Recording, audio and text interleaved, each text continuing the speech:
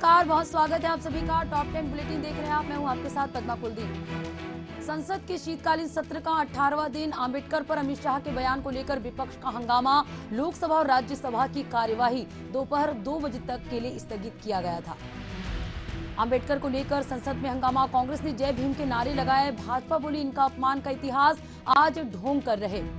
मल्लिकार्जुन खड़गे ने अमित शाह से इस्तीफे की मांग की। कहा गृह मंत्री ने अंबेडकर का अपमान किया। अमित शाह ने जेपी नड्डा, पीयूष गोयल समेत कई नेताओं के साथ संसद में की बैठक।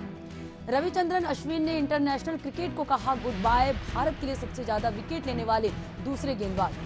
ब्रिस्बेन में भारत ऑस्ट्रेलिया के बीच गाबा टेस्ट ड्रॉ पर खत्म। Travis head man of the match बने।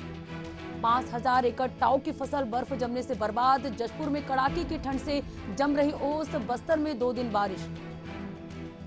छत्तीसगढ़ में रीजनल हवाई सेवा की शुरुआत कल से। रायपुर, अंबिकापुर और बिलासपुर के लिए सप्ताह में 3 दिन फ्लाइट।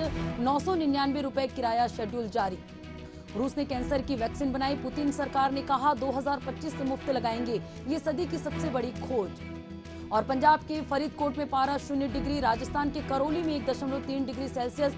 कश्मीर में झरना जमा। देश के 35 सबसे ठंडे शहरों में 10 मध्य प्रदेश के नाम।